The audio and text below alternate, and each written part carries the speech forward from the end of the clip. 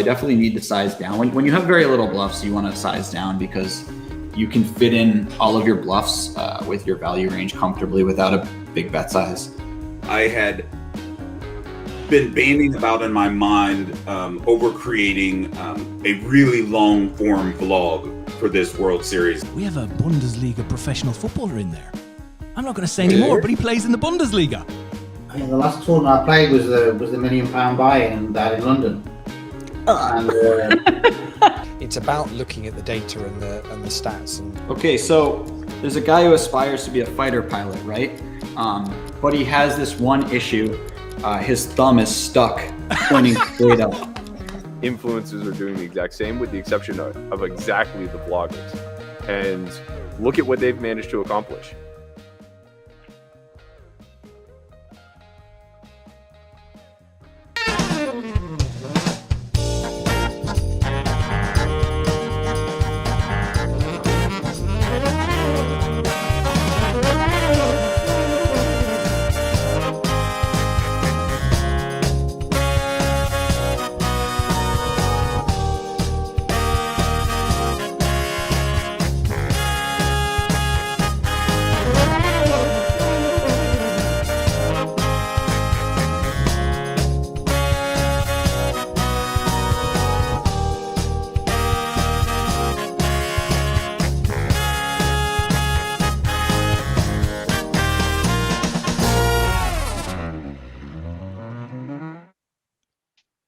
Hi guys, and welcome to the APAT Show. Of course, it's Sunday at 10 o'clock. What else would it be? The APAT Show.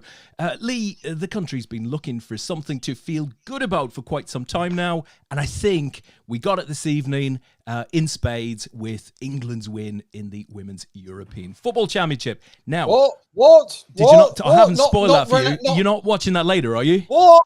On record, Des. I'm sorry. Well, listen, Lee, whether you've watched it or not, my friend, we are going to be celebrating through tonight, and we can't celebrate alone. So who have we got in studio to celebrate along with? Well, we bigged it up last week that we had another Vegas guest on with a Vegas story to tell. Of course, he's only going to be gazumped with what's gone on in the football, but we have a very warm welcome to the show to Chris Bean. And obviously, we couldn't be talking about the Lionesses without having the show's very own Natalie Bromley on the show. Good evening to you both. Hello. Howdy, guys. Lovely to have you on. Listen, before we, get cozy and start talking about lots of different things, let's just set the tone a bit, right? England have won a major tournament for the first time since 1966. Let's just play 40 seconds of something special. Football's coming home. It's coming home. Natalie, let's start with you. How does it feel?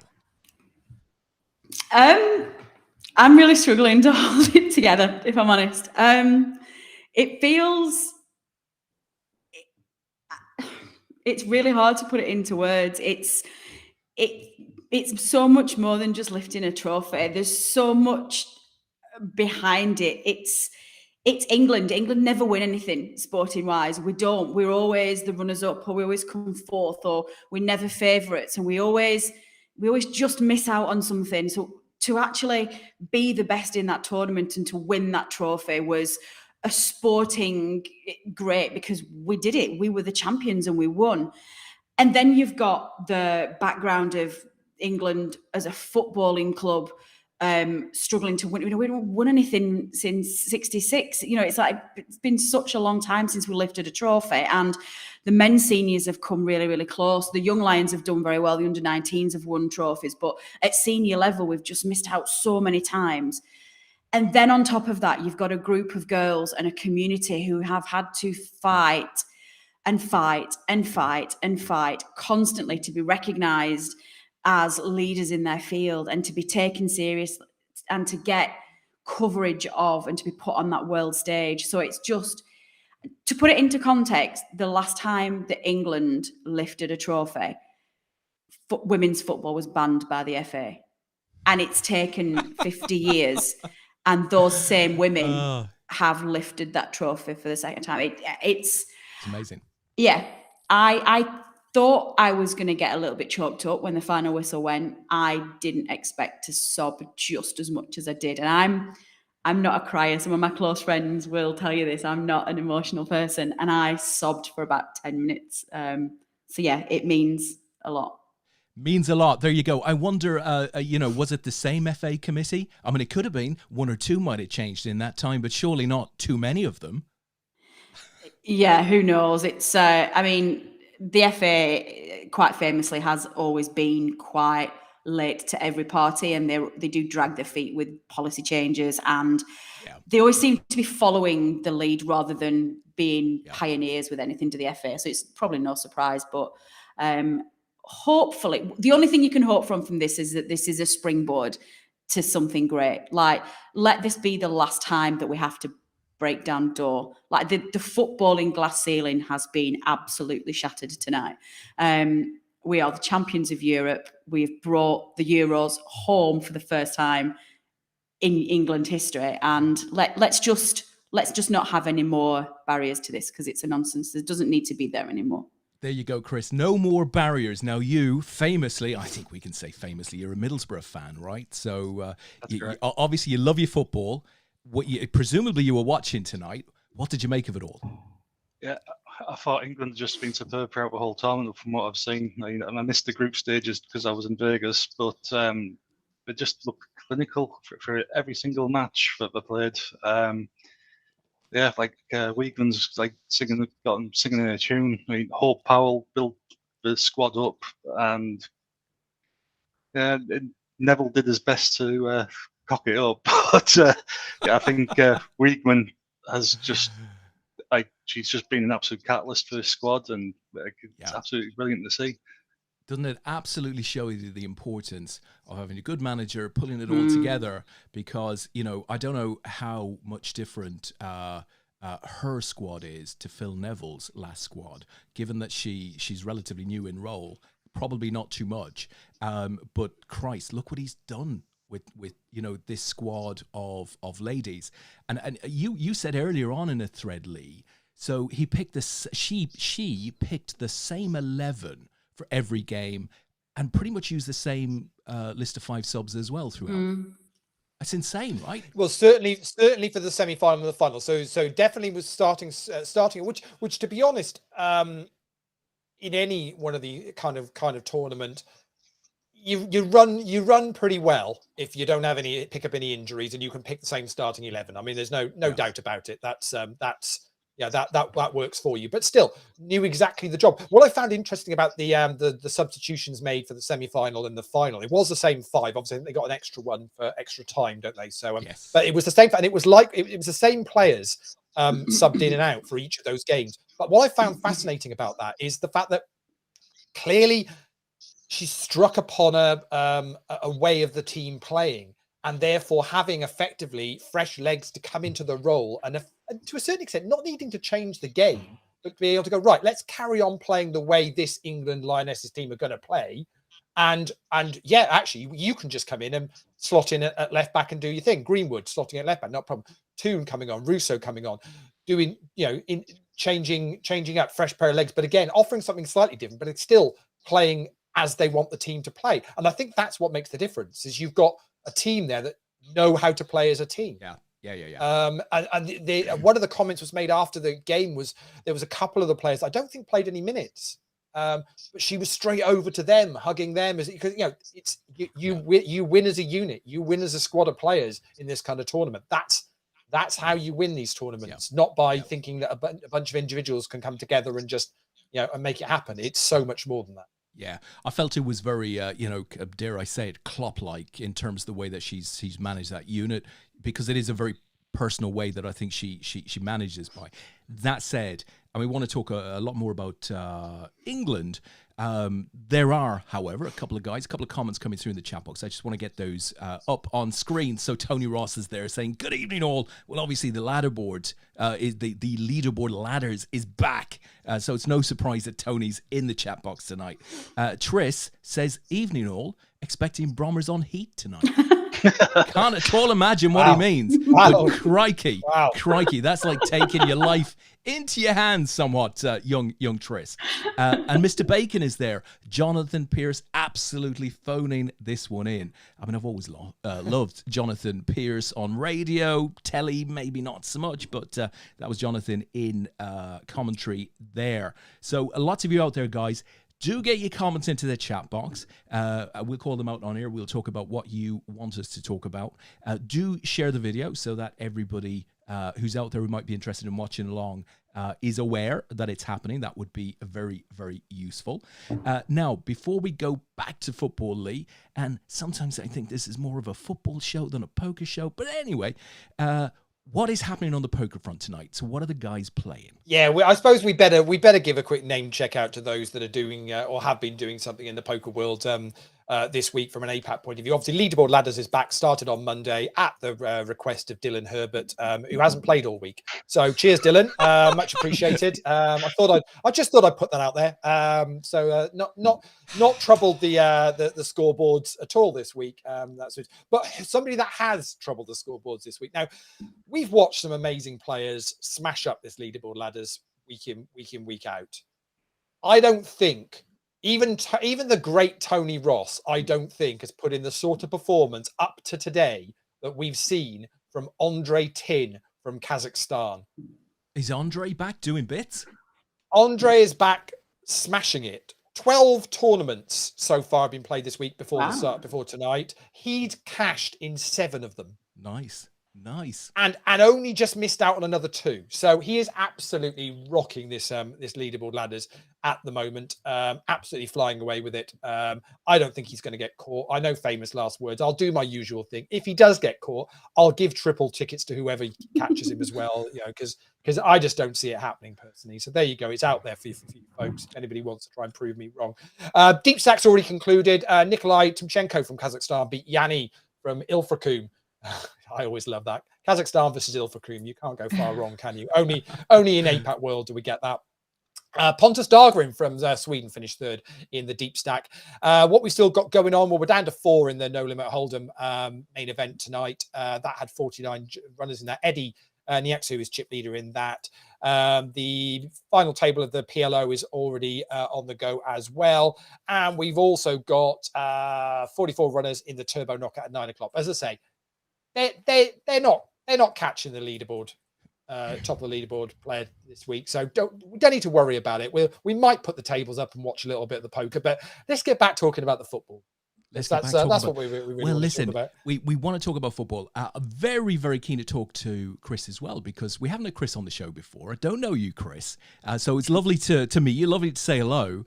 Now, you're with PokerNews these days. You work as a reporter. Spent a lot of time in Vegas this summer, right? So we want to learn all about that. The World Series of Poker, of course, is this fantastic mythical thing to all of us who don't get over to Vegas very often. And of course, the series has just ended. It seemed to be a great success.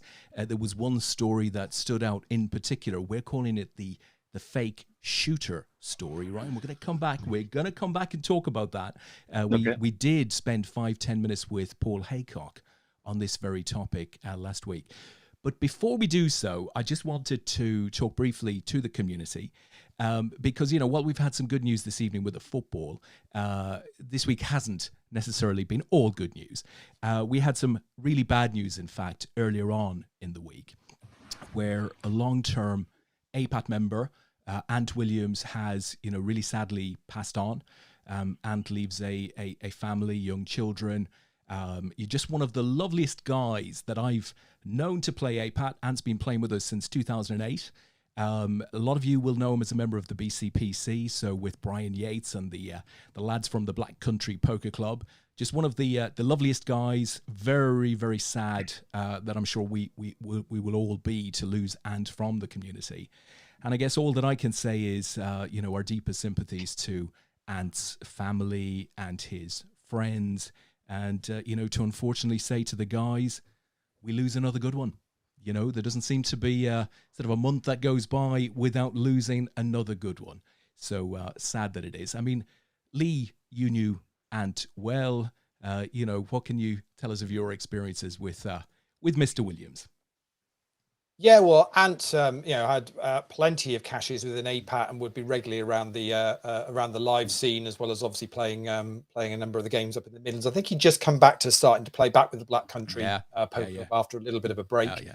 For a few years, and yeah, just as we were briefly chatting before the show started, and I said he's just one of those APATers that you never really heard anyone ever say a bad word about him, and you never heard him say a bad word about anybody else. Always positive, and always a pleasure to spend 5-10 minutes chatting whilst we were whilst the poker was going on and we were updating whatever, and always a joy to see him run deep in tournaments. Just very, very sad miss, and as just to say, as you said, Des, our heartfelt best wishes go out to his family and those close friends, and so many people within the APAC community, very much class and as a friend, and it's very sad, very sad indeed.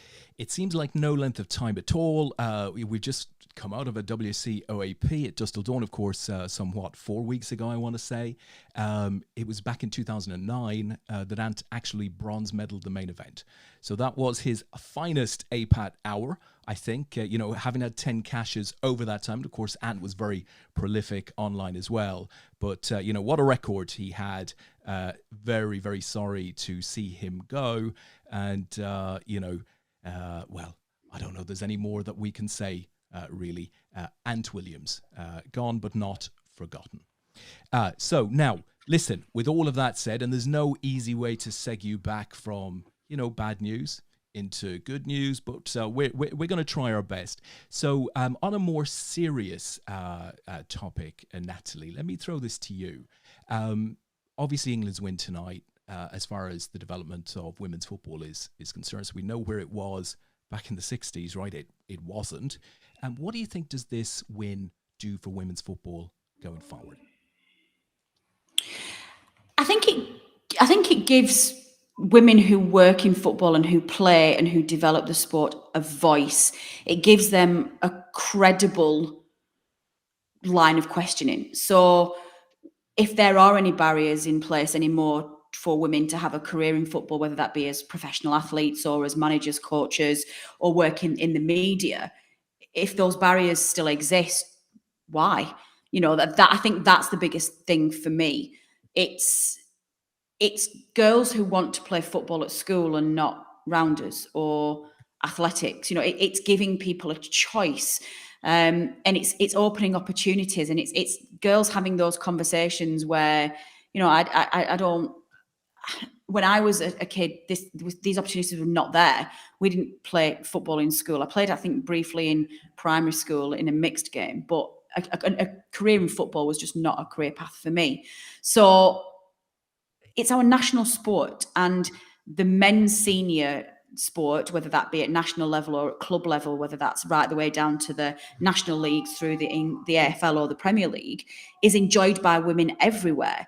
And we're still seeing barriers to those women who want to make their own career in football stopped. So that today, I think, just means that there's no reason why those barriers should be in place anymore. I think I got excited.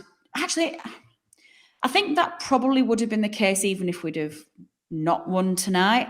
I think winning helps enormously. And it felt like it was the fate of this side to lift the trophy at Wembley in front of that record crowd. The biggest crowd, by the way, in European final history, men's or women's, which is mind-blowing. I that really surprised me. I don't really know how Wembley didn't get that.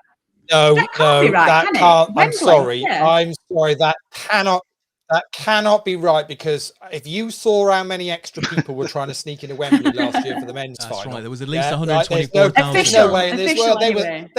They were sat on the steps down the corridor, down the gangways. The official attendances anyway. But yeah, I mean, it begs the No, question. I think, but actually, when I heard that as well, I thought, that can't be right. That can't be right. But actually, no, it is right. And the reason it's right is because basically, there's been obviously the last two finals have both been at Wembley. Obviously, the men's England team losing it on pen, but it was it's because actually for the men's final there is far more media places in there, so they're not counted as spectators. So it is completely bang on right that it is the it is the record, which is incredible. I do like that though. So it's like the men's final gets more media attention because it's the men's final, which means that the fan capacity is worse. But then for the ladies final, we got more fans in there. That's great. I like that. Proper But fans. the one thing that I would say with that is because Natalie and I were chatting a little bit on a messenger before the show, and I said what I thought was incredible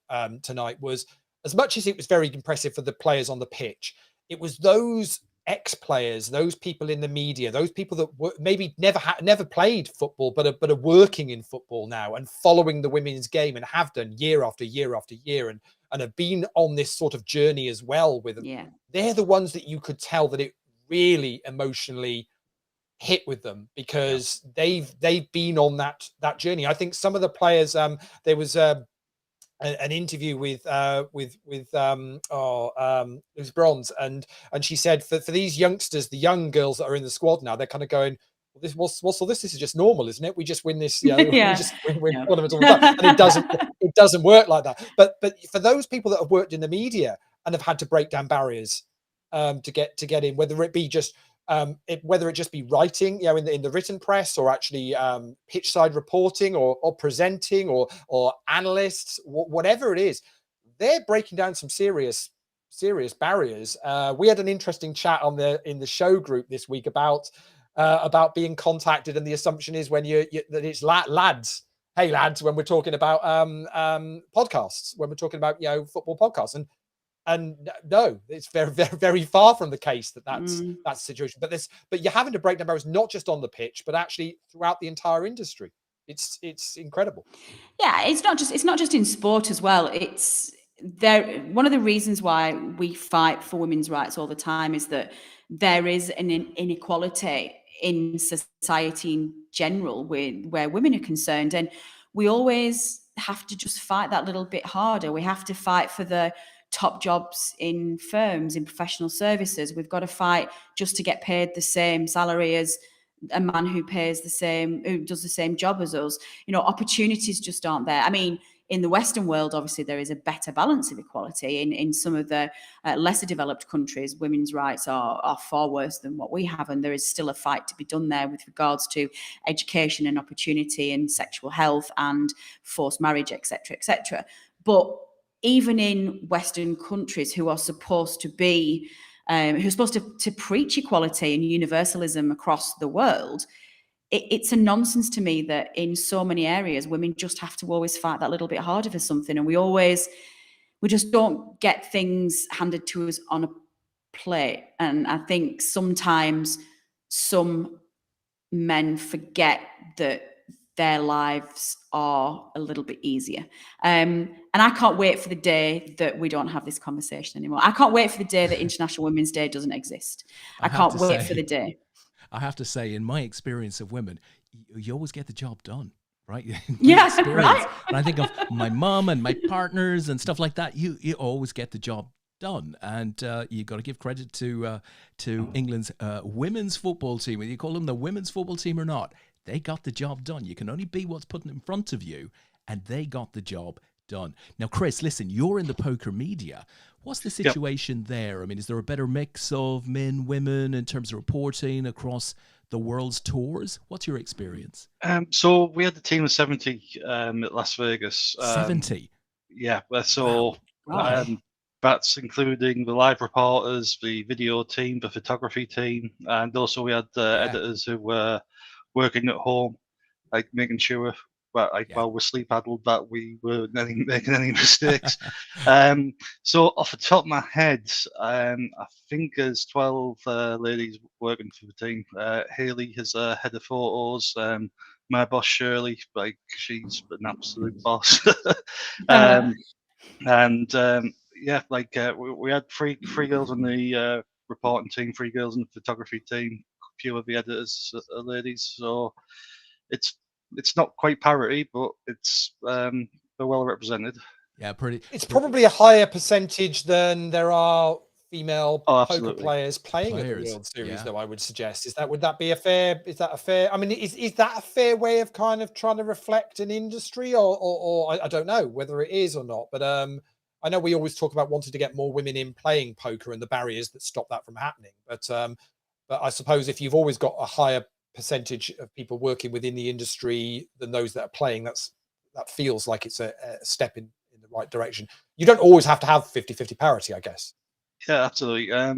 But I think when it comes to ladies in poker, I think looking on the outside, looking in, it can be seen as a boys' club going to the casino to play poker, and it's probably like we need to change like that outlook really. But if you look at it from another level, like when I go to my local casino in Stockton, there is diversity there, like with it being like different cultures and different nationalities there. I'd say it's 50% white British, and the other 50% is made up of Greek, Romanian, like Middle Eastern players, and and of course ladies as well. So there's diversity within poker, but I think it does need work, like bringing ladies back into the game. I suppose it comes down to a little bit of choice as well. And I know in our first, now I'm going to say our second event back, maybe it was in Aspers in London, but I remember having a brief discussion with Lee at one of the early events that we've had this season, and actually saying, you know, where are all our women players? Like, we used to have lots and lots of women players, but I don't see them. I haven't seen them back for the first couple of events we've had. Don't get me wrong, we've had women players play our events, of course, but I was always super proud of the fact that we were, you know, we set out deliberately to be super open, super welcoming, you know, particularly for players who were relatively new to the game, because going into a casino is isn't the easiest experience, and we just wanted it to be welcoming, and we always have wanted to be welcoming.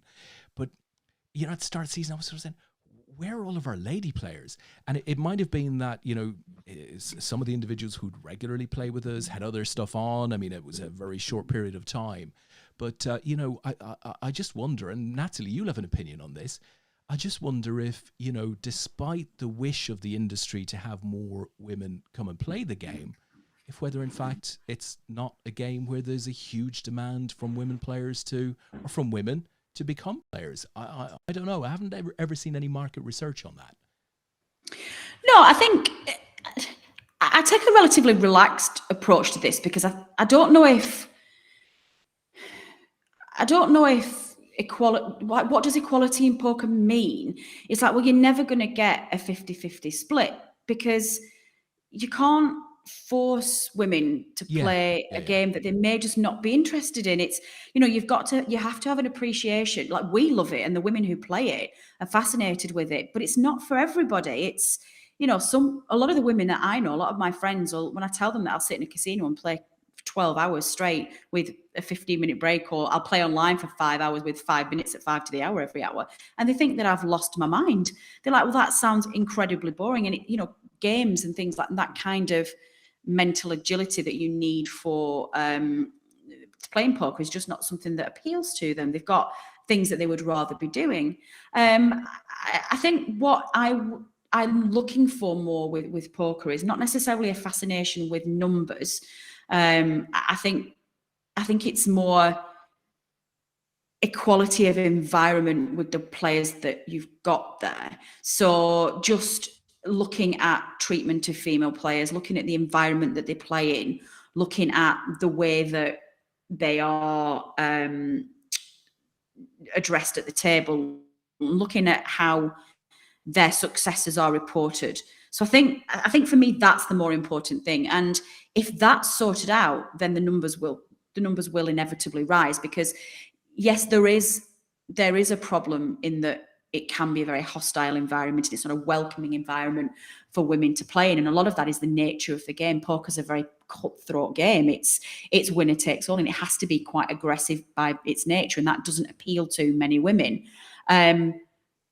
If we remove the barriers of treatment in terms of, well, yes, there are maybe 5 or 6% more women would play if it was a friendlier environment, but I'm not entirely sure we're going to get any higher than that, and I don't necessarily think that's a bad thing. Yeah, no, that's fair enough. As long as the game is doing what the game can do to be open, right? At least that's what we've always felt at APAT. We wanted to be completely open and welcoming. Changing tact slightly here. So listen, Chris, you're in the poker media. Do tell, how did you get into the poker media? I mean, what's your background that got you in there? I mean, have you been a poker player for long? You know, how did that journey happen for you? Yeah, well, I've been playing poker since I could get an account. Like, I think it was Ultimate Bet. I had my first account back when I was like 18, and definitely one of the Stockton massive, I think, for sure. Yeah, oh, absolutely. And I played online like pretty much exclusively for about 7 or 8 years, and like I was mainly playing £10 tournaments on WilliamHill.com. Bloody and hell. then going back a bit, and then started going to Stockton Grosvenor like in about 2010, and that's like for about 4 or 5 year period I started to get results and started to get good, and then I had a child, and that came to a stop. But I've been working predominantly for the NHS and doing finance since 2008, and it got to a point last year where I was just sick of it, and I was just looking for any avenue, and Joe Stapleton posted on Facebook one day saying that PokerNews were looking for writers, and I thought, I was half drunk, I thought I'll give it a go, and I typed out an application form, and like 2 months later I got an email from Matt Hansen saying, we liked your application, would you like to do an interview? I was like, what? Okay. So the interview was in February. I did my first gig in March in Rosvedov, and like been working ever since. There you go. It's an impressive guy with a couple of pints in him. That's never a bad thing, I have to say. So, how have you found the last few months? You've been in the Czech Republic. You've obviously been to the States. You've been to Malta as well, right? So, international traveler. Poker isn't as easy as it might sound. You're not sat at a chair sort of, with information magically coming to you. There's a lot of hard work, a lot of hours and stuff like that. How have you found it? Yeah, it is incredibly hard work. I mean, like we're talking like 14 to 16 hour days, because it's not only just covering the tournament. You need to do an introduction beforehand, which takes like 30 or 45 minutes, and then you have to do a recap of the day at the end. So I think at Malta I actually finished at 5:30 in the morning, and I actually just stayed up and had breakfast as my late night supper. So it is a grind, but I've gained so much knowledge just watching professional poker players, and it has improved my game when I've been playing online. Like doing there's been a couple of things that I've picked up, especially in the mixed games. Yeah.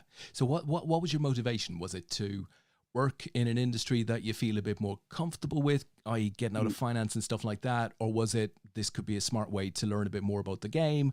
Or, was it to surround yourself with some of the sort of, celebs or whatever you might want to call them, in poker? What was your motivation for going into PokerNews? Well, I've always wanted to work in the media. Like, I did study media at college, and like I did podcasting like in 2006 before podcasting was a real thing, and Des and I did that as well. I used to, and I did a bit of some articles for a betting website in 2006 just for the World Cup. So like it's been very much on the back burner for about 14, 15, coming up to 20 years.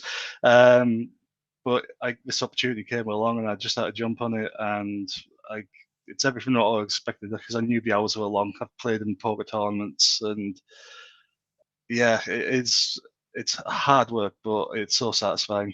It's hard work. Well, listen, you're among good company here, because we've all tried our hand at it, but none so successfully as Natalie in the top, left-hand corner of our screen there. Natalie, you thought some of your BBC type stuff might dry up a bit with Burnley going down, but that hasn't been the case, right? Vincent Kompany's sort of, exotic managership has actually kept you doing that sort of stuff. How's that going so far this season? Yeah, I mean, it's obviously much less in demand than it is when you're in the Premier League. I was genuinely quite surprised, but I've been on Five Live again twice. Actually, hilariously, I'd been asked, they sent me a message earlier today asking me if I would go to the studio tomorrow to be on the show if England won. And I was like, yeah, like, absolutely, of course I will. I'm like, not really sure I'm that qualified to be the person who leads that discussion on Five Live, but utterly brilliantly, and I love this so much, they've just cancelled on me because they've said they've got a whole host of ex-Lionesses to bring into the studio to talk about it. And I've never been more pleased to be binned off a media commitment, because I'm like, yes, that's absolutely right. Like, get the right people in, get the right coverage. Don't make the mistakes now. Do you know what I mean? It's great talking to fans, and it's great talking to people, but all I'm going to do is blubber my way through something saying, I love it, I'm so proud of them, it's so exciting. You know, speak to the women in the industry, speak to the ex-players, speak to the people who fought in previous tournaments to what they did before to try and get to this point, because that's what's going to gain momentum. But yeah, it's I think I said this at the time. I was one of the reasons why I was so excited about Vincent Kompany joining the Clarets was I've always felt that the media had a certain bias towards certain ex-players. You know, it's always Frank Lampard's Chelsea, Frank Lampard's Everton, Wayne Rooney's Derby, you know, like Stephen Gerrard's Rangers, or whoever it was. It is Rangers, isn't it? Yes. I had to think for a minute then who he was managing. Aston Villa. He's a Villa He's now. a Villa now, of course he is, yeah. God, yeah. I was like, I can't remember where he's How quickly we forget the Premier I know, League. I was like, yeah. Yes. Listen, I've been that now. it doesn't matter where he is. He still slipped over and Demba Ba took the ball, right? It doesn't matter yeah, where exactly. Career was over then. And I always felt quite aggrieved at that, because we've always been a very unfashionable club, and I'm not entirely sure Sean Dyche made us any more fashionable than we were. But we're a club that was desperately in need of a rebrand, desperately in need of a look at its diversity offering. We've now got a young manager. We've got our first manager of colour, our first manager who's foreign, and he's brought in an eclectic group of players from all over Europe. He's in the middle of training sessions, and halfway through a passing move, he switches to French, because we've got some players in our squad now who only speak French, and he coaches them in French instead. And it blows my mind that this is happening at Burnley. And because of that, and I think the result on Friday night as well, and not just that, the performance, which was very un-Burnley. And I think a lot of people had been writing the Armageddon headlines about financial disaster, or Burnley, or like you can't possibly compete with all of your squad going. Actually, this is quite an interesting point, and I'm going to put this back to you guys now. Just because I'm not going to shut up, because I'm going to get on my soapbox about this. So let me pose a question to you. I found it a really interesting dynamic, and as fans of big clubs who don't tend to have the relegation problem, I'd be interested in your views on this. All of last season, all we heard was Burnley are an awful side. We are struggling with X, Y, and Z. We don't, these players aren't good enough for the Premier League. Get them relegated already. We're sick of them hanging around. And we get relegated, and they say like they've been poor all season.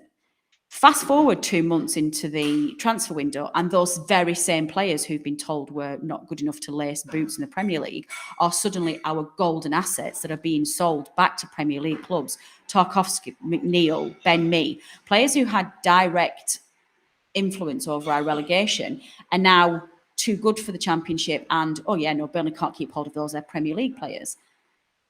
Is that what? I don't understand that. Like, well, make your mind up. Is that just media being lazy? What? How does that sit with you guys? Well, I mean, look, look. At the end of the day, they have been sold, right? So, I guess the first look should be at the club board as to why they've taken these assets and sold them back to Premier League clubs. I mean, obviously they get a parachute payment when they go down, but they'd be, understood for immediately thinking, oh shit, we can't necessarily guarantee we're going to come back up. We're going to try and cut the wage bill a bit. We're going to try and do this, that, and the other. But I think it's very evident, and you just have to look at England tonight, that a manager can make a hell of a difference to a player's psyche and a player's performance and stuff like that. So, footballers don't become bad footballers overnight, right? If you're hence why I want to dash out, I Championship, guess. you're playing Premier League, you're a good footballer, right? What changes is the stuff that's going on around you, the style of play, the confidence levels. That's very, very important. So, maybe it's a little bit of scapegoating, maybe it's a little bit of financial management, insecurity, that sort of stuff. I don't know, but clearly these Premier League clubs are quite happy to grab their players. I think it's just more the media's attitude to it for me more than anything. It's like, I don't know. It's a really weird thing. It's like, well, just make your mind up. Like, are these players garbage and we're responsible for a really poor Burnley side last season, and they're now suddenly like the media is saying, it's just the way the media report it. I think that gets me. But listen, the reality is, and Chris, I don't know if you've got a view on this, but my humble opinion is that your educated fan is far better positioned to have an opinion as to whether a player is a good player or not, right? Why would you look to get that opinion from the media? Today's media are more interested in driving some clicks and advertising, not because they're bad people or shoddy journalists or anything like that, but more so because the people above them are directing them to be. You just have to look at Talk Sport. Oh, absolutely. I was about to mention that myself. Like Adrian Durham and people like that. I hate him. Like, it's just about they're just trolls, basically. It's exactly, it's about clicks, it's about driving advertising. And I feel a bit for them because, yes, they're in the habit of doing it now because they sort of have to.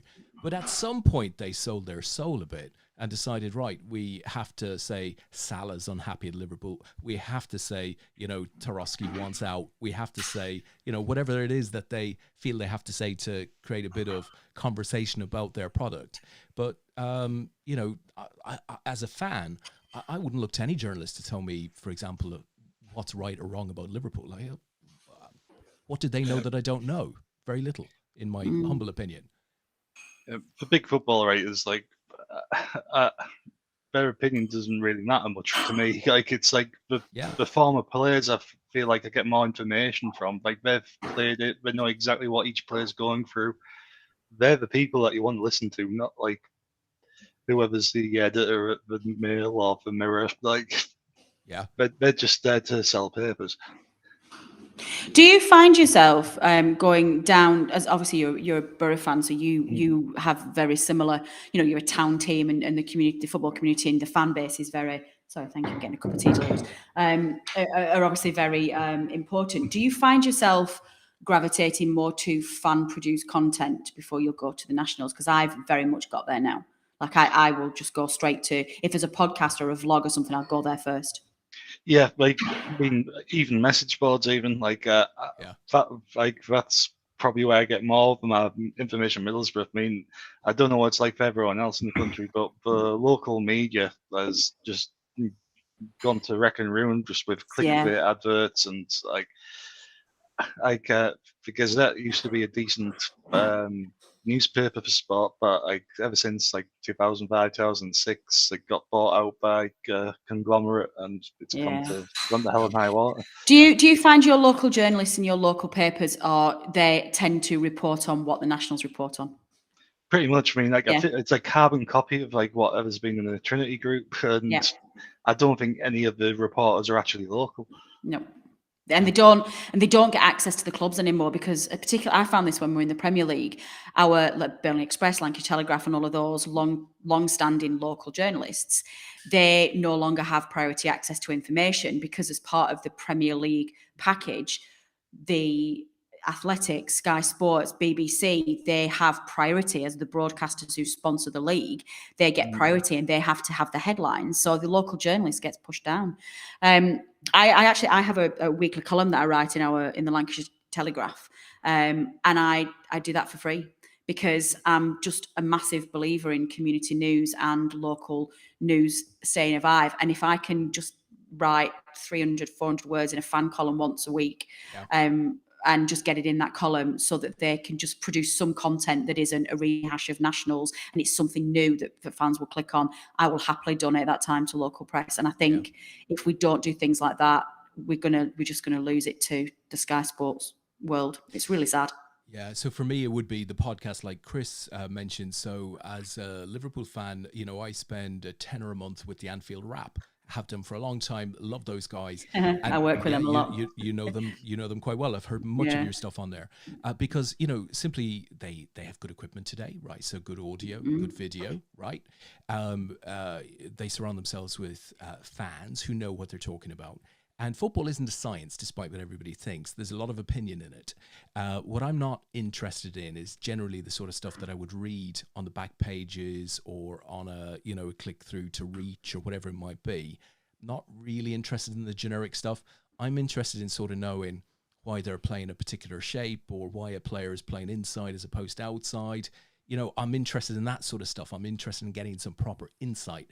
And you just can't get that in 700, 800 words in a newspaper with the best will or on a generic website.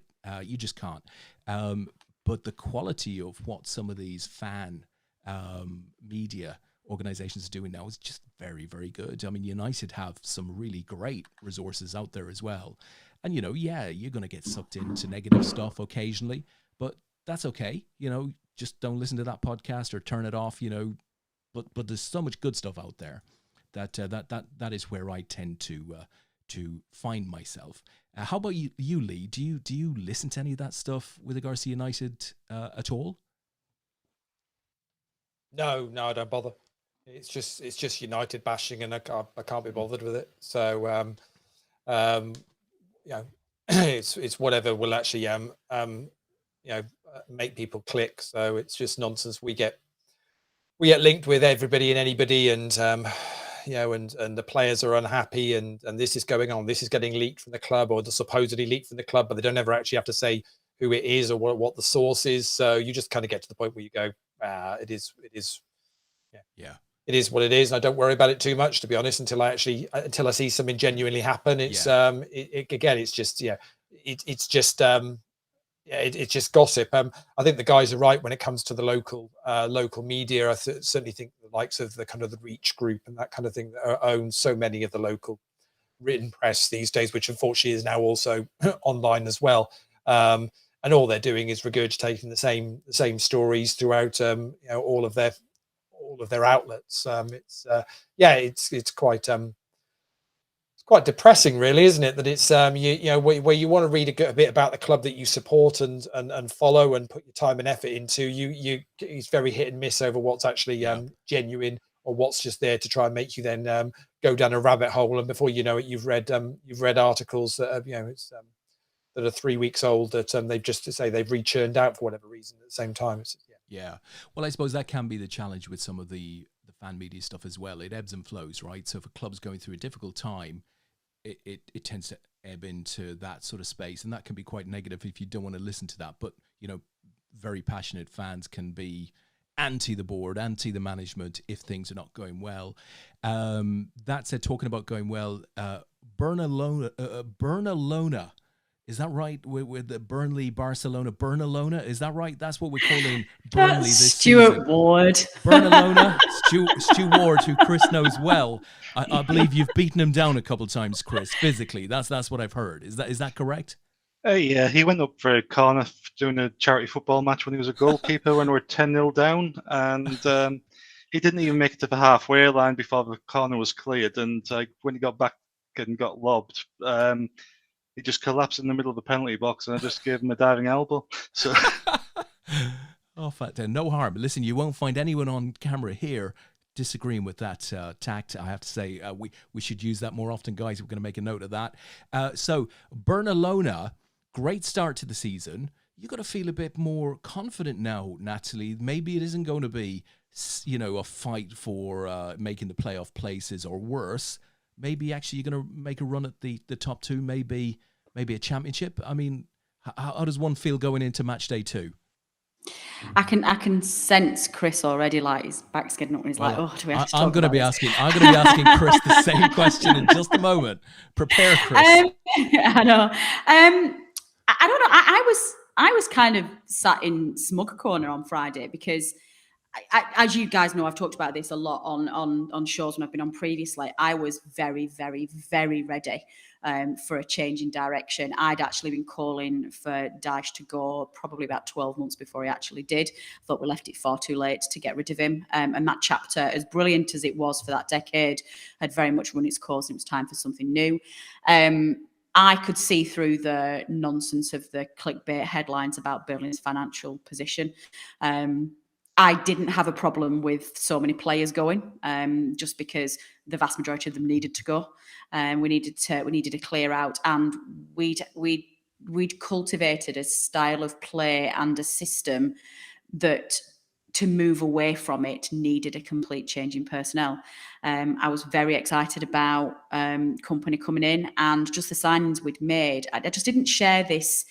I don't know if it was just relegation doom and gloom, but I definitely didn't share this idea from Burnley fans that we were going to struggle and be, down at the bottom of the division all season. So seeing that performance on Friday night, I wasn't surprised. Actually, no, that's a lie. I'm not going to take credit for that. I was surprised. A little bit more surprised. Yeah, maybe I didn't expect it to be quite that good. I didn't expect it to be bad. I wasn't looking forward to Huddersfield away as the first game of the season. I thought we could have had an easier challenge. But I said at the time, but if we go away and we win, what a statement. And the gulf between Burnley and Huddersfield, even with the change in personnel, I thought was immense.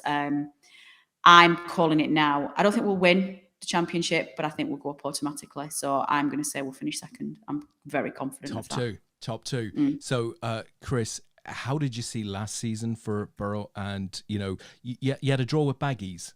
Is that right, over the weekend? We drew 1-0 West Brom yesterday. Our season kind of petered out towards the end last season because we looked like we were nailed on to get into the playoffs. But I think we had a couple of key injuries, especially to Isaiah Jones, which derailed us a bit. This season, I mean, there's just so many teams who are competitive. Like there's at least 10 who are playoff contenders, and I don't think anyone's going to run away with the championship this season. Like I think it's going to be nip and tuck all the way. I'll be just glad to get into the top six, to be honest.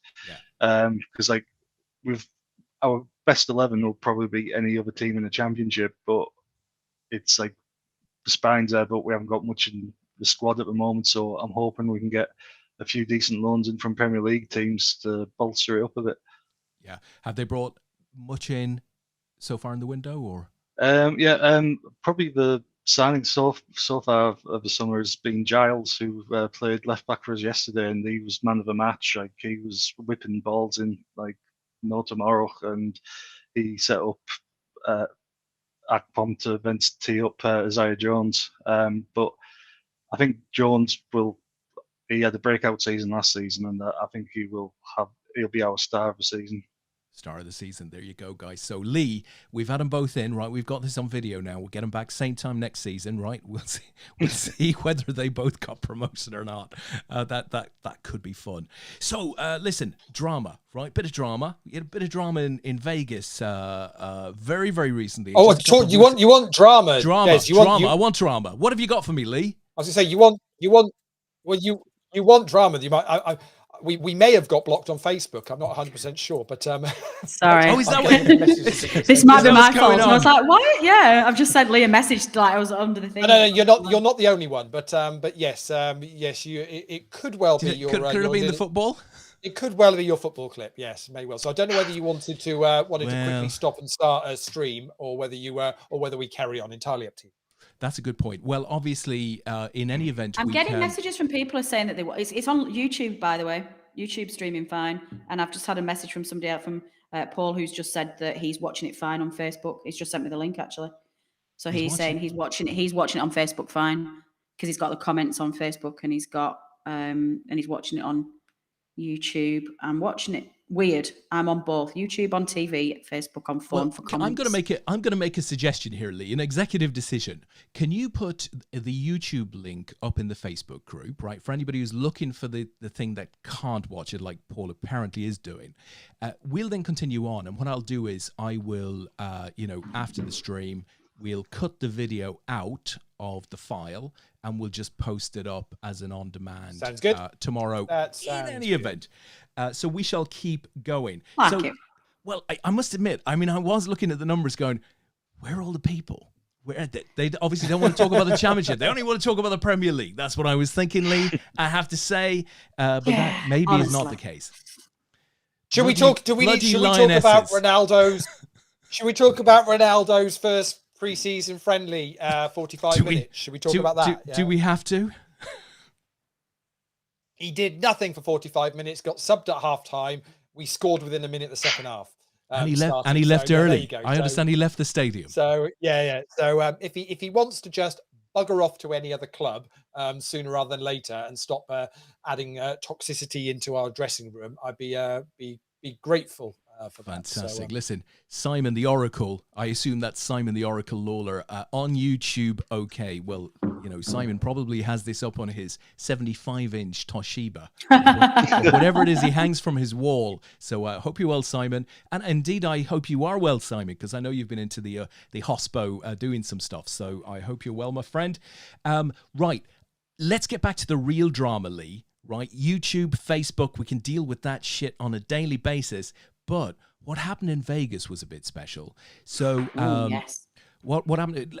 Look, at the risk of getting banned for a second time, right, from YouTube and Facebook. What are you going to play now? What are you going to play now? Just roll this clip, okay? And, for anybody, if we don't appear back after I roll this thing, it was lovely, and we'll post up on the Facebook group the eventual result in Leaderboard Ladders tonight, just in case Mr. Tin, am I right? Mr. Tin from Kazakhstan? Oh, he's going to win it. He's winning. He's going to win it. Okay. It's all good. So let's roll this. I've already called that early on. Here we go. We're committed to that particular result. So this was one of the big stories in recent weeks coming out of the World Series of Poker, which is it over now, Chris? You're back. Is the World Series of Poker over? I believe it is now, yes. I think I ended on the 25th. Felt like it was going on and on and on. It's just going on. Anyhow, let me play this. This is the fake shooter story. And the video clip in this, Lee, was from the Cosmopolitan Hotel, which you were in at the time. So this might well have been your view. Let me roll it. Our coverage continues on the Saturday night scare on the Strip. This was the view from the Cosmopolitan looking down at the crowd in chaos around the Bellagio fountains. And we now know that 41-year-old Bradley Thompson was booked on charges of destroying property. It's believed that the sound of a rock smashing through the glass at MGM Grand sent people running after being mistaken for gunshots. And panic spread nearly instantly through social media, all the way from the east side of the Strip, even pausing the World Series of Poker, which was underway at Bally's. Fox 5's Danny Maston was inside Aria when this all went down, and she joins us from the Strip with what unfolded. I was sitting inside of one of the lobby bars at the Aria. A musician was singing, people were enjoying some drinks and the music. Just before 10:30 p.m. was when I saw a flood of people running in the same direction throughout the casino. People were saying, run, get out, hide. There was a railing that separated the lobby bar and the elevators to the hotel rooms. People were running and jumping over that railing to what appeared to me that they were trying to get to their rooms. People were knocked to the ground and drinks were spilling everywhere. Waiters and waitresses were hiding behind the bars. The casino floor and the lobby bar were empty within a couple of minutes. A security guard was escorting people through the side doors near the bar. From what I remember, it was an emergency exit. About 20 of us were guided down some stairs and into the underground part of the Aria. We were there for about 20 minutes. Once told the stampede initiated from the shattered glass at MGM Grand, we were told by security that we need to stay sheltered in place for a little longer before going back out to the casino. When we were finally able to return to the casino, I spoke with one man who was sheltered in place at the Cosmo before running over to the Aria. We were at Chandelier Bar, all of a sudden everyone started ducking down, we got behind the bar, and we were like crouched down for like 15 minutes and they escorted everybody out through the side entrance. Danny Maston, Fox 5 News, local, Las Vegas. There you go. Wow. So some guy broke some glass at the MGM. Apparently, that's how the dominoes fell. Chris, what was your experience of that evening? Yeah, so I was reporting on the closer, which was a $1,500 tournament, and that was taking up most of the Paris room. But there was also the $5,000 turbo, and I believe there was a mixed Omaha game as well playing in the 10K section. And also there was the daily deep stack running as well at the other side of the room. When I actually saw on Twitter, like before it happened, that there was rumours of a shooting at MGM Grand, and then I thought nothing of it. And I was halfway through typing the hand, and all of a sudden I just saw a flood of people screaming and shouting and running towards the door next to me. And I was like sat in the corner, and someone's shouting active shooter, and I knew I would have been trampled on, or I was a massive target because I'm a big guy. So I thought probably the safest thing is to hide underneath the table. So me and my colleague Seth, who's a photographer, we went underneath our table, but there was about 2 other players that came along with us, and the table tipped over. My laptop went flying, on a cup of coffee went flying over it, and we just you could feel the vibrations of the floor, just people just sprinting towards the doors, and I was like under the table for about 3 minutes, and I was actually typing a message to my family just in case, and like then it went a bit calm, and then the security guard said, "Has anyone actually heard any shots?" And we put our head above the parapet and went, "No, we haven't heard anything." Disappointingly not. And like, so like I had about 5 minutes of terror, and like my other colleagues like had a lot like a worse situation. So like I surveyed the scene like as soon as like my 5 minutes was over, and like there was about 5 or 6 tables tipped over. There was chips everywhere. There was chips scattered into the hallway. It was just an absolute scene of chaos. But my colleague Phil, he had probably the worst of it. He was at the opposite end of the room, and he went through the doors, and he had about 5 or 6 pros with him, and they ran into the kitchens, and they tried to climb in the vacant space in the ceiling. And when he climbed in, the ceiling fell through, and he cut his arm quite bad. And like, but the biggest thing is he had a massive ingestion of dust because it can't have been cleaned there for years, and he was struggling for the rest of the night. Jesus wept. That is horrendous. Yeah. That's unbelievable.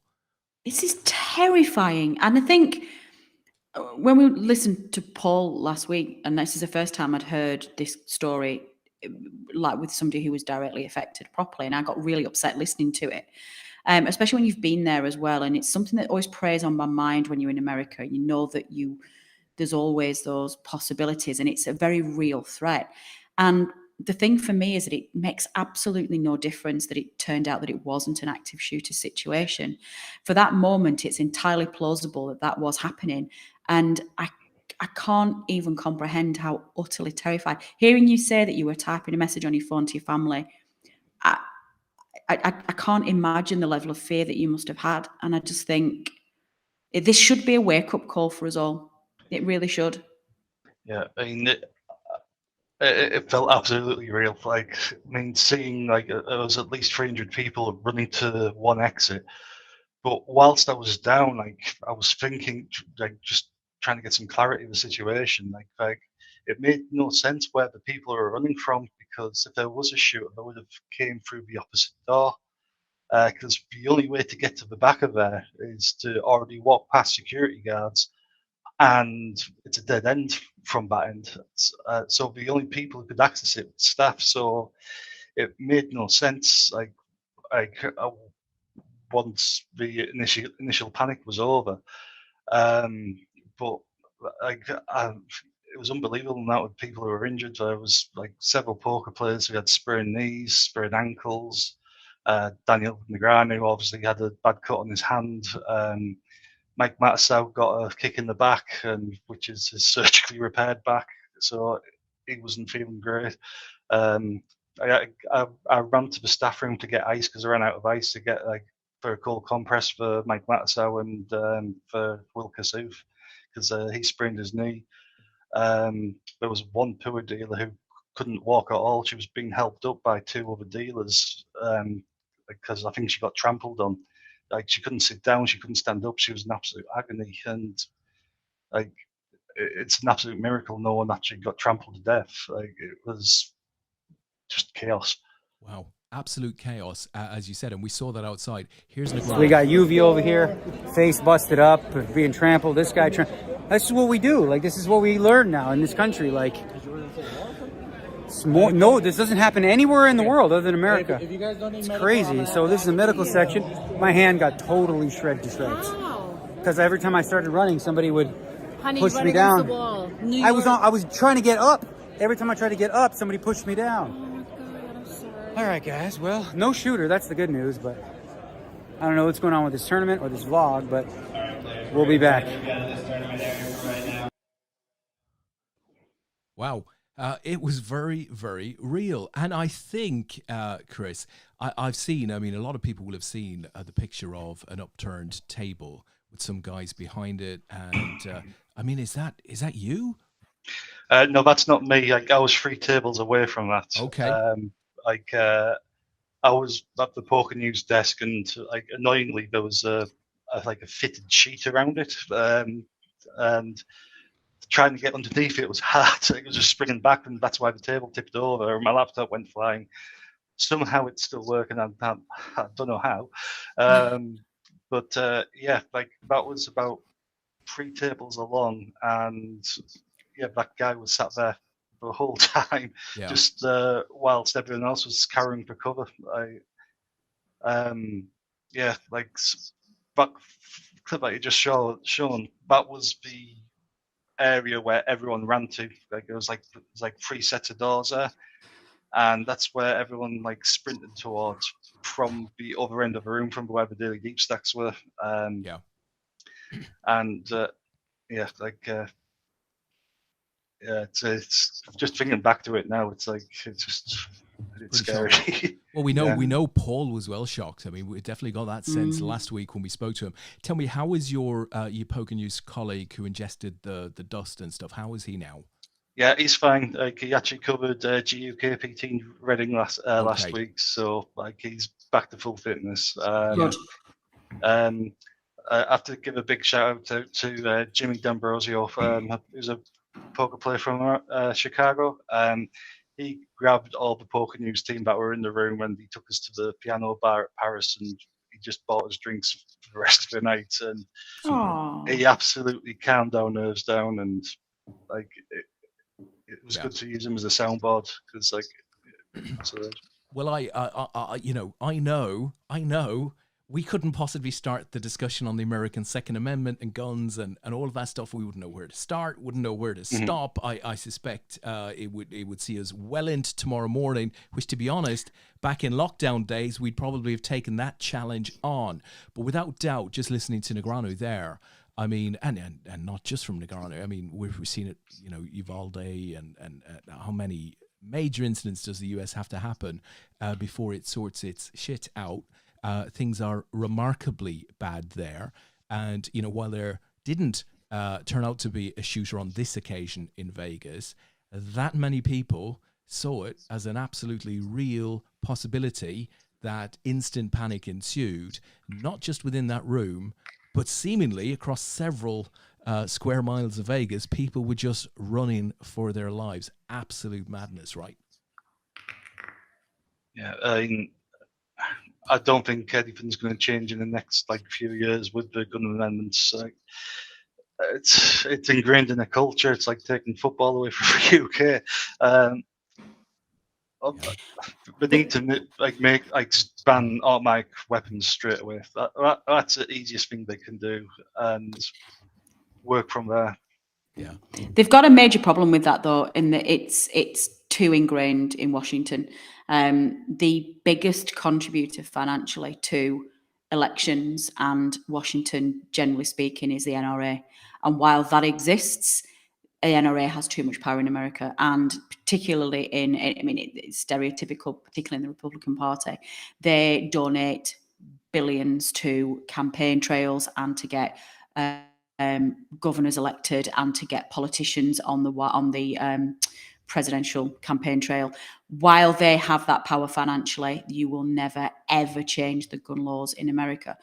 But it's an interesting concept, really, because they're not, a lot of Americans aren't necessarily asking for a total ban. You know, they recognize that there is, that it is part of the culture and it's been part of the Constitution for a long, long time. The biggest change that they're asking for is just the rules of how you obtain a gun. And at the moment, there's no background checks. You can do it with a fake ID. Some stores, you don't need an ID at all. You just go into the store and pick up a gun. And what they're asking for is you go into an authorized seller, you give full ID. That ID is verified through AML checks. There's then a 2-week cooling off period as well. And then you go back and collect your gun in 2 weeks and those background checks are done. And what they're hoping that will do is, obviously there's the accountability problem, but also if you have somebody who is suffering from a mental health problem and is intending to hurt somebody with that gun and they don't already own one, they're getting one for the purpose of carrying out a school shooting or a supermarket shooting, that the impulse of that act is taken away, or they've also then got the opportunity to see whether that individual has been flagged on a vulnerability list. That's the NRA shouldn't have the power to stop that. You can still own a gun, the guns will still carry on. But I think from a poker perspective, what's always worried me about this is that time and time again, when you see the school shooting incidents, for example, it's always an ex-pupil who's been bullied at school, or the vast majority is an ex-pupil who's been bullied at school. He didn't fit in, he's an outcast, and he's gone back to the school to cause maximum retribution on the school that's caused him the pain. Well, my goodness, the poker environment and the poker world is absolutely vulnerable to that same incident. If you've got somebody who's struggled and they have that tendency inside them, they get a bad beat, or they get into some beef with a player on the table, or they're gambling outside their means and they go on a cash table and they lose everything. What's to stop them from going into a poker room and carrying out the same thing that they would do in a school? And I think irrespective of what happens at a national level in America, the poker world on the bigger stages like the WSOP and the WPTs, they have to look at a higher level of security, because I think the poker community has perhaps been naive in assessing its vulnerability to such an incident. Well, like in the UK, like you've got to sign in, like at pretty much every single casino in the UK. Like you have to sign in, and that's like a step of security that you could have. And it's way too open in the US casinos. Like you literally just walk in off the strip and there's multiple entrances. I mean, that's probably something that I need to look at, but probably won't, because it'll affect the profits. Wow. Watch this space, it guys. does. Watch this space. We will see. Chris, how the hell did they manage to finish that tournament? How do they sort of reassign chips to people? Yeah, so we took it, as I said, it was like 4 tournaments in the room. The Daily Deep Stack actually continued, which I was amazed at. But the smaller field tournament got bagged up first, and I don't think that was really affected. I don't think any of the tables got knocked over there. Then it was a 5K, which Daniel Negreanu was playing in, and Will Kassoud. That took a bit of time because it was like in that section, that's where the first aid was being administered. So the bat tournament and the 1500 closer, and it took about an hour to sort out, and then they recommenced the following day at 12 p.m. and finished off the day ones, and then started the day twos like from 6 p.m. I think it was, and played to a foot winner. But like I know there's at least 2 or 3 players who didn't show up to day two because of either injuries or they were just scared. So yeah. Wow, crikey, what a story. And outside of that, Chris, I mean, how was the summer generally as far as the World Series of Poker is concerned? Long nights, of course, but did you come out of it feeling good about it? And are you sort of looking forward to going back again next year, all being well? Yeah, I'm hoping to get there next year. I was loving every minute of it until the last day, obviously. But I actually had the opportunity to play in the employees event, so I played in my first live WSOP event. Absolutely card dead throughout it and busted at the end of day one. But because I love mixed games, I was predominantly doing all the mixed games. So I did the mixed Omaha 8. I did the mixed triple draw. I did the 8 game as well, and it was just so fascinating watching how players bet, especially in triple draw. Like a lot of players standing pat, like with 9-7, for example, and I wouldn't do that if it was probably minimum 8. So that's opened my game up, and I actually finished 10th in a Micro Millions 2-7 game last week. So. Oh, bravo! Listen, for many years going back, we've had APAT players who've played mixed games with us go to Vegas and do well in mixed games. I got to ask you, did you introduce yourself over there as, hey, I'm Chris Bean, PokerNews reporter and APAT medal winner? Because I see an APAT medal. Yes, that's one. Book stand behind. Tell us about that. What's the story behind that? So I think that was an online event during the pandemic. I think it was the Omaha High Low. I think it was 2020. Awesome. I just wanted to guarantee a medal because it was always on my bucket list to get an APAT medal. Fantastic! I can't believe you actually received it, though. I mean, what the hell happened, Lee? How did that one get out? He asked politely. But I have so came we close better to take occasions. work, I bubbled the 8 game in Aspers in 2016. I think I finished 9th out of 63 players, and a couple of years after that in Newcastle, I was triple leader, and in the space of an orbit, I was out. And I was in good free times. Probably would have went on to win it. Yeah. So. Absolutely. Yeah. What is the poker scene like in the Northeast at the moment, Chris? Because it used to be very bubbly, well supported by the rooms. But I know there's a lot of shenanigans. Players, they turn on a room, then they move to another room.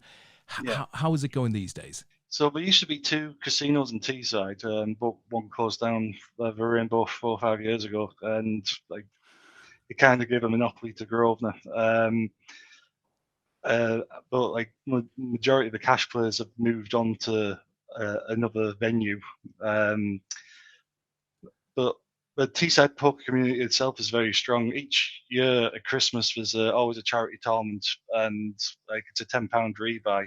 It's run by a guy called Dave Maudlin. I know Dave. Yeah, I know the name certainly. Yeah. So this £10 rebuy, it generated a pot of £20,000 last year. Wow. One guy, I think, only in the Northeast. I think one guy did 85 bullets, and they ended up finishing 6, and I think I just about got his money back. So. Was he wearing a horse's head by any chance? No. We've had some fantastic characters at the UK team event wearing all sorts of costumes and stuff. Northeast is definitely the best atmosphere, as far as I can tell, for poker. Probably producers are most degenerates as well. Yeah, a few of those as well. Sorry, Lee, you were going to ask a question, were you? No, I was going to say I saw PokerNews. Obviously, it felt like a really good summer for the World Series. I know, Natalie, you were out there for a number of weeks as well, and it felt a good vibe with the change to Paris and Bally's. And I saw PokerNews put out an article about kind of their top stories from the summer, and I was just curious to know, Chris, what putting the non-active shooter to one side, if you had to pick one story from the World Series, maybe the one that you were involved in, or maybe just one that you heard of, what would be your number one pick? Well, it was something that I witnessed, and it was the first event I was covering, and one of the newbie dealers, on the instruction of colouring up, decided to bring all the chips into the middle and piled them all up. He effectively created 10 new stacks in the middle, and that took a good hour and a half to sort out. The dealer in question was probably a day younger than 70, maybe, but I think it was his first poker tournament. But yeah, that was at the start of the series. There was a lot of inexperienced dealers, and thankfully the caught up to speed after a couple of weeks. Yeah. But yeah, like there was a few people straight out of dealer school and probably have never held a pack of cards in a life prior. It's a great story, and it's amazing how quickly a story like that travels across the poker world because it's so tight. Were you surprised, as the main event went on, that it didn't hit the record number? Yeah, well, looking at the numbers throughout the summer, I was certain it was going to hit 10,000 because each event was producing record numbers. Now, I don't know if that was a case of like a lot more people had money in their pockets due to the pandemic and they were just firing multiple bullets at the re-entry event. But yeah, I don't know if like people just ran out of money by the end of the series. Yeah, as I say, I was surprised it didn't break a record. Yeah. I really thought it was going to hit the 10K mark. And you got a theory here, Lee, right? It clashed with what did it clash with? Colossus or yeah, something? so they put on well a couple of new tournaments that they had this year. So they had the kind of the mini main, and they also had the bounty with the $1 million guarantee, or one of the bounties was $1 million, and that sort of clashed with the start of that. And I just feel I think it might have been an article from Barry Carter that I read on Poker Strategy that was suggesting this, and it did make a lot of sense that just maybe some players decided, well, actually, I really want to play that bounty, comp, and so it clashed with this and it clashed with that, and there is so much on to play, it's ridiculous. I was put a message out, which Natalie was part of this week, to a few people, just saying, if you could have picked a 2-week holiday to go to the World Series, what 2 weeks would you have picked to make sure you got in as many of the good tournaments that you possibly could into your 2 weeks? And we think the Bromleys might have got pretty damn close to the to the nut 2 week 2 week window. Obviously, Chris, you were there for majority of it. So, but if you had to say, putting the main event to one side, what would you if you could go and play one of the events? It sounds like you're a mixed game player, so you might easily just shoot straight at the 8 game. Mm-hmm.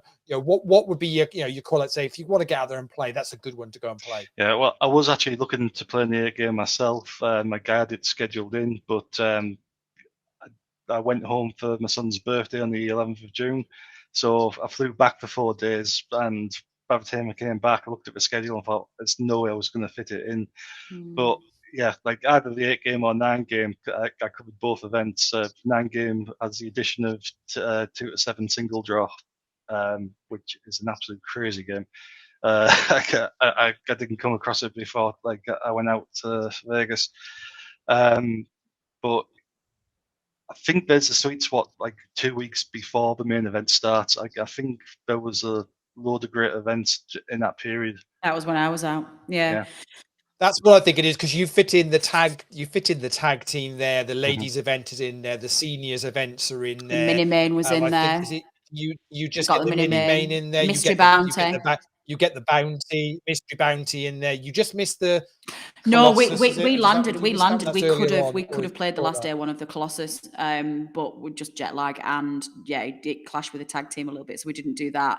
But we also got the $600 deep stack in there as well, and if we'd have just stayed a couple of extra days, we could have got the little 1-for-1 drop in as well. It was the peak 2 week period for bracelet events. It was perfect.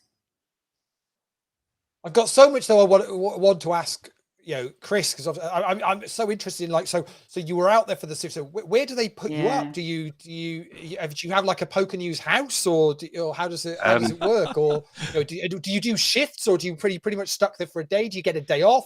Did you see any of Vegas? I mean, too many questions to ask. Really. Well, I got an Airbnb with my colleague Phil. We're a few miles off a strip in Spring Valley, so the plan was to bus each day, but soon realised there was too many crazy people in the buses, so we started getting Ubers in.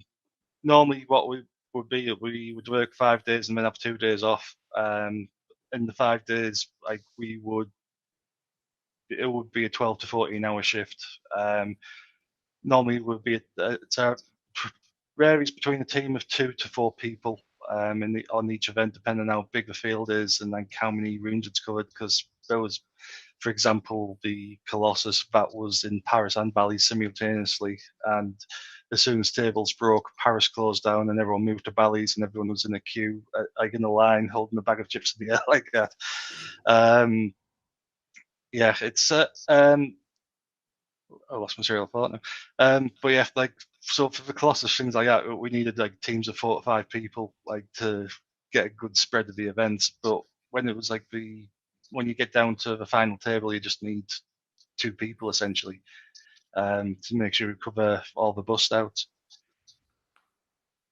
I was out there for 9 days, and what I would say is, and it could just be that it's a thing across the world these days, is everything's getting more expensive. God, but yeah. certainly Vegas felt more expensive. It also felt a lot hotter, and also felt a lot busier than probably the last 2 times I've been. But how does that work for you when you're working out there? And I'm assuming you also must need to get visas and all sorts of stuff, because you can't do the older through security going, hey, I'm just on holiday for a couple of weeks. I presume you have to do the full on, I'm actually out in America working, which makes things a little tricky as well.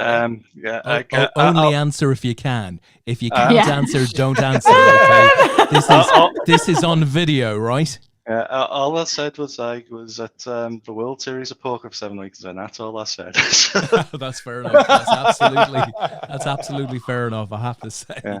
Talk about asking an awkward question. No, it's filter. It's interesting. It's interesting stuff to want to know. It is. You're out offline. There Yes.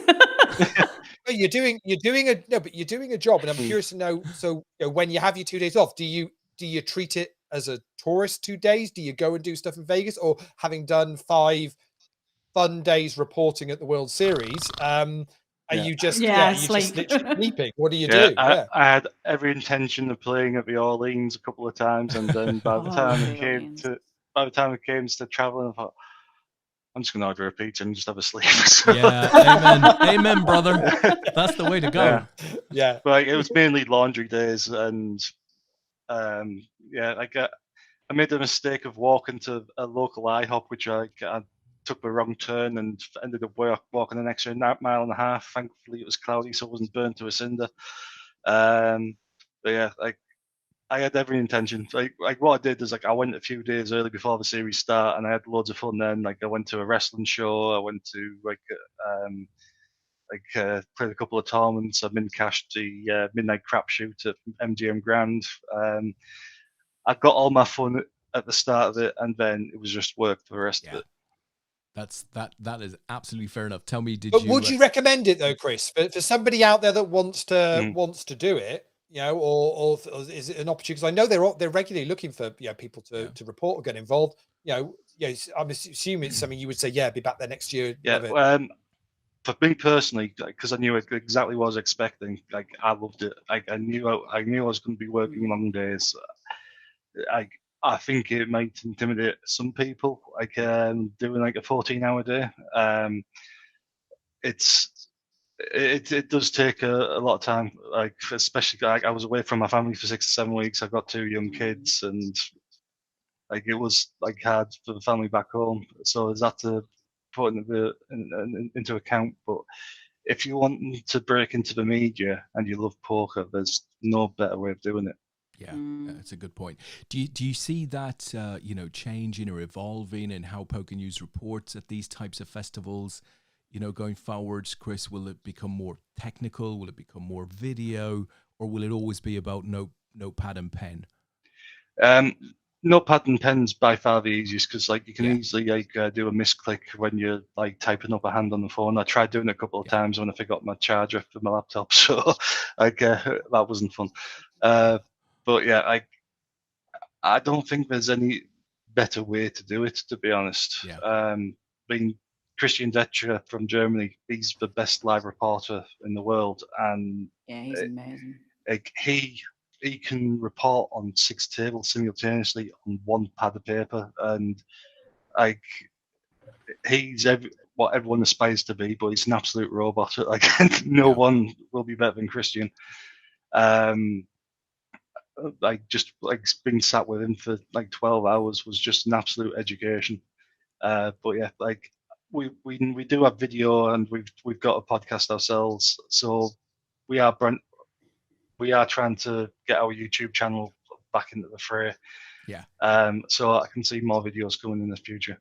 Yeah, no, we've had a bunch of the PokerNews guys on some of the video stuff that we've done. Like Sarah's been on a few things, and who else have we had? Who else have we had from PokerNews? We've had Will Shillaby is on. Obviously Dan Williams, Many the commercial times, manager's been on. Jen as Mason's well. been on. And we've had So we've had stack of the guys. We know you guys very well. Different shows we've done. Do you think with the likes of the deal with Dusk Till Dawn now, and you know, we saw evidence that over the weekend, obviously, and during the last week with the UKIP's being reported on and stuff like that. Do you think is there a good opportunity to do more work in the UK going forward? Oh, absolutely. I mean, we've got a good core team of British employees now. There's myself, Will, Phil. I think there's about 10 of us in the UK at the moment. So, and like depending on like what's on at that period of time, we'll cover it. Because I've had a look at the calendar, and I know like at the end of October, I think there's 7 tournaments that we'll be reporting on simultaneously. Because like there's EPT London, there's There's a UKIP there as well, I think, from memory. And there's a WSOP Europe coming up, Malta Poker Festival will be covering, but there's loads that we'll be covering. We haven't even announced our schedule yet, Lee. Sounds like a hell of a. The autumn is going to be pretty packed for poker, I think. Absolutely. Do you know where's next for you reporting, Chris, or is it a case of just waiting to see what gets end of allocated August? in the I'll be in Cyprus covering the Lux on Pay Mediterranean party, I think it's called. I hope they're putting you up in the hotel there. That's what I'm hoping as well. I'm still waiting for the details to come through, but we've seen some of the details, and it looks like it's going to be a hell of a festival. It is going to be high roller all the way, is what I hear. I think that should be absolutely fantastic. Guess who's joined us fairly recently? John Murray. Evening just started, or what happened? So I think he joined when we were talking about the incident in Vegas. I can't for a minute imagine he was sort of saying, has that just happened in Vegas? Because, of course, John did an amazing job with the APAT Fantasy Poker World Series of Poker competition. Did you take part, Chris? You were in that, I think, from memory. Yes. Yeah. I did the egomaniac of choosing myself. I did a team full of Chris's, and I was hoping to get at least 1 point in the employees event, and then substituted myself out. Which didn't work out. But Didn't work out. Many That's strategies have been tried. None better than Paxo's team of wins. Right, so Dave Paxton, a team of wins. Unfortunately, none of them won. Lots of wins did win, just not the wins that Paxo chose for his team. But John did an amazing job with Carl on that. Unfortunately, finished, added a bit of color to the World Series of Poker, as it always does. So well done, John. So I'm not entirely sure whether you're talking about the stream or that particular video. For what it's worth, it does appear we had the stream taken down at a point by Facebook, even though in 2.5 years, we've showed lots of videos. We've never had Facebook take a stream down. So I must admit, I thought because there was no football being shown, we'd be okay, but evidently not. My bad. So, Lee, listen, we're getting towards the end of proceedings. Jonathan Pierce's lawyers. They're in touch. We'll put them in touch with Tom Brady's lawyers, and we'll be fine, Lee, right? We'll get out of this. I'm confident we'll. Can you tell us where we're up to with the poker as we get towards the end of our evening shift? We are done. Des, we are done. The poker is done. Completed for the night. So I mentioned that. There it is. Yeah, gone. I mentioned that Nikolai Timchenko from the Kazakhstan. As he won the deep stack, 5 o'clock deep stack. Tobias Swantek from Germany beat Eddie heads up in the No Limit Hold'em main event, with Andrew Dooley from Ireland finishing in third in that one. Andre Lima from the Luxembourg won the PLO, beating Stefan Eisenbrandts from Belgium. With James Patterson in third. I thought we were going to have a couple of deep runs from some regular APATers in the turbo, but it didn't end up that way. Dan Williams, PokerNews' very own Daniel Williams, finished 5th in the end. absolute nit of a player because he only picked up one bounty. So I don't know how do you finish 5th in a comp and only pick up one bounty? Honestly, Hold on, what's his saying, Lee? What's his saying? Come on, what's his saying? What does he call people? Come on, what does he call them? Yeah, slugs. Slugs. There we go. Surrounded by slugs. But Daniel Byrne from Canada ended up winning that with Cone de Pat from Belgium in second. So and Adrian Constantin from Germany in third. So as I predicted, I called it at the beginning of the show. There was only going to be one winner of Leaderboard Ladders this week. He's a step one, Des, so it's a cheap week for us. Cheap Andre week. Andre Tin from Kazakhstan finishes top of the table. Billy Johnston finishes in second. Alessio Conti third. Richard Rudling Smith, he's a step 3. He's finished 4th, so he's going to get double tickets. And Eric Eisen from Germany is the final one of the top 5. Everybody else in the top 20, Des, is a step 1, apart from that pesky Ilfracombe player, Tony Ross, who managed to pick up 2 wins. He's a step 5, so he's going to cost us a $55 ticket this week. But other than that, it's been a cheap week for us, Mr. Duffy. We've got off quite lightly, I think. So feel a little bit like that person who had that $1.3 billion lottery winning ticket last week in the States. Just think, how many guns could you buy with 1.3 billion? You'd have tanks, aircraft carriers, probably some planes get thrown in there as well. Lots of guns and a forest to fire them in. How does a lottery prize pool get to 1.3 Lots of roll billion? I have a question to pose to the panel on this, by the way, because I was talking about this at brunch today, and I said I was going to raise this, and I'd forgotten about it. I'm glad you prompted me. When the US lottery gets that big, the players are given 2 choices. You can either take one lump sum of 470 million, which obviously you've got to pay tax on, so it comes out at like what? About 300. Oh, I think it's 470 million after tax. What happened to my 1.3 billion? Okay, this is the option. Yeah, so you either take one lump sum straight away of 470 million, or if you want to take the 1.3 billion, whatever it is, you can have it, but you get it paid in installments for the next 29 years. You don't get the whole lot at once. That's how it works. So my question to the panel is, which one of those? There must be like a plus EV option of which one of those you pick. How much what would you do? How much is the 29-year option per annum? I think it's about 3 million a year after tax for 29 years. 1.3 billion is 3 million a year. Come on. No, it must be way more than that. Yeah, what are you talking about? Way more than that. I should have better math skills as a poker player. What are they saying? Are they saying they haven't got the money and they're just they want it on interest free? I think it's something to do with tax or something. But that's the option. You either take the full amount over 29 years. So the deal is yes, if you took it like that, I think there's a tax benefit for doing it that way. But there's also something about like it must be something to do with risk as well. But if you took the 470 million lump sum, and even with the tax, and the tax is quite high in the States, let's say that gets to $1 billion, which is way more tax than I think it probably is. Who pockets the balance on that? Does the lottery company just get to keep the balance? I quite like the thought of that, Lee. Yeah, that's how it works. Well, it's 3 million a month, by the way, not a year. That's why I got my maths wrong. It's 3 million a month. It's like 44 million a year. It's 3 million a month. Look, having thought this through. But what do you do? Considered your option A and your option B, I'm thinking really neither of those is a bad option. No. I think for me, I wonder whether. I mean, I think there's probably a better security in taking the 29 years, because I think even at 44 million a year, 3 million a month, it's still giving you some level of connection to the real world and financial planning and budget. Not that you're going to spend 44 million a year, but it does still give you some kind of budget. But then there's also a thing of you're never going to have $470 million in your bank account in one lump sum.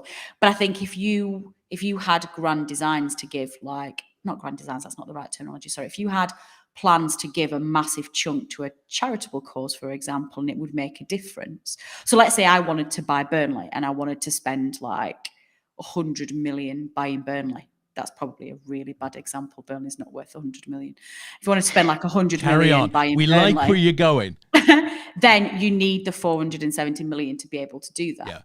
Yeah. So I think, but there must be a plus EV answer to that. I think. Do you want to buy Ronaldo? No, I'm sure. I think our mate. I Billy do for Johnston, non-footballing reasons, but that's a whole different conversation that we shouldn't really have. I think our mate. Listen, Okay. Billy Johnston has twigged this, guys. He says it simply depends on if you're over 50. I guess. Lol. So if you're over 50, obviously take the lump sum. If you're not, if you're 30, then take it over 29 years. Your risk of not delivering the full sum is somewhat less. But it's still your money if you pass away. It comes into your estate. So if you pass away within that 29 years, the money goes to your estate and it's just given to whoever your next of kin are. Yeah, but have you ever tried to get a gun license when you're dead? It's so bloody hard. It's so hard to buy. I still guns when can't you're understand dead. how a lottery can get. I mean, the Euros lottery doesn't get, what's it, about 150 million? Isn't that about as 210 much million as it last ever week. get?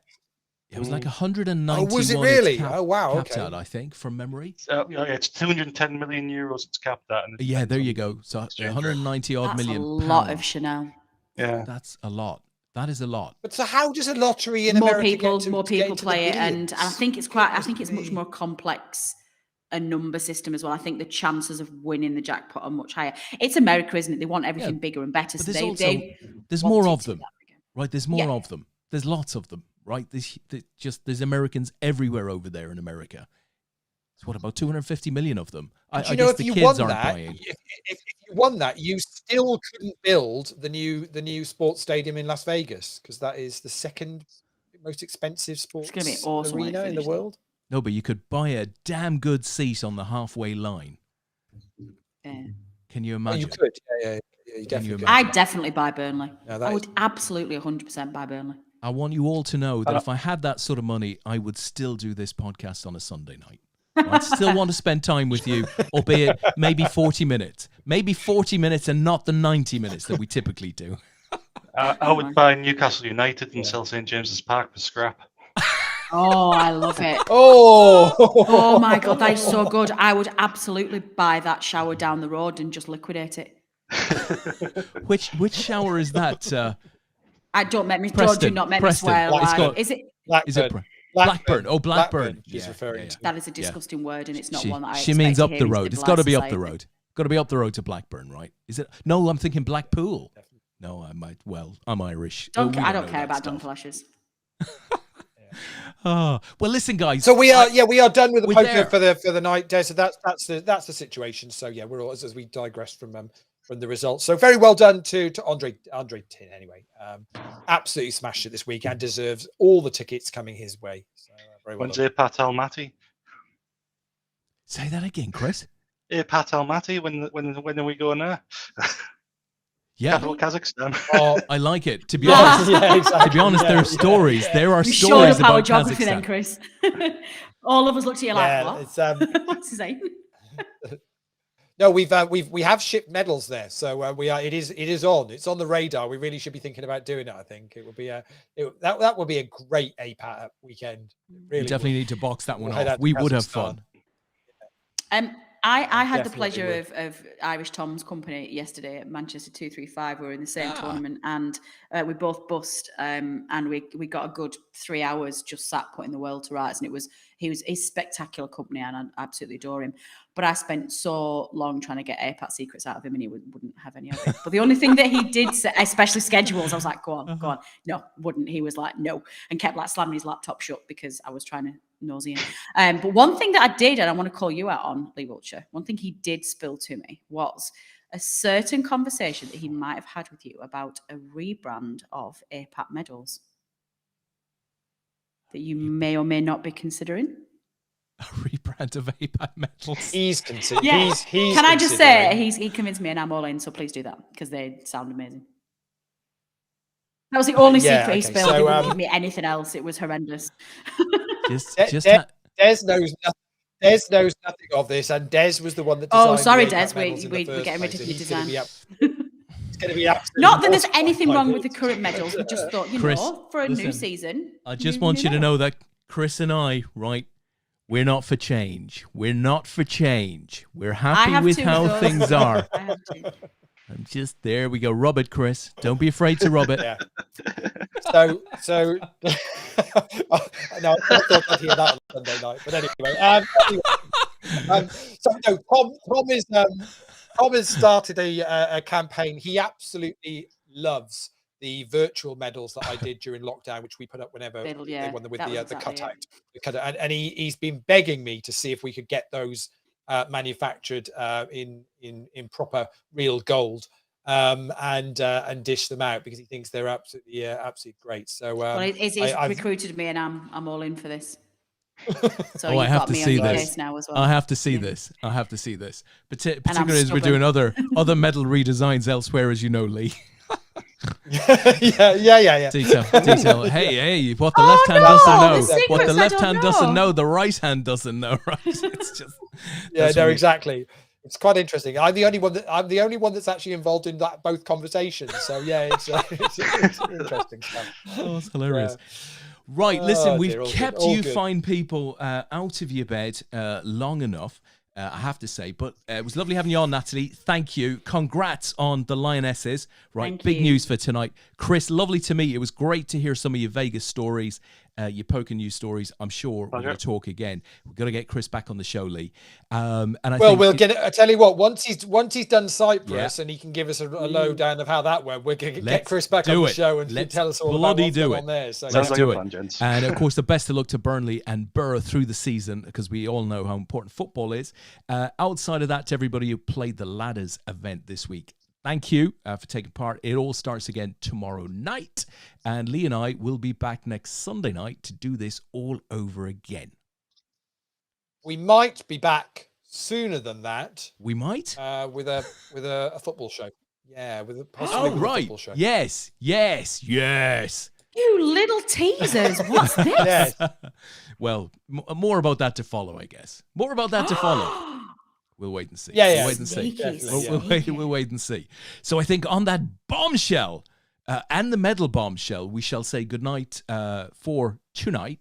Have a great week, guys. Thanks again, Natalie, Chris. We'll see you next weekend. Until then, toodaloo. Right, what do I press next, Lee? Oh, here we go. I'll press that.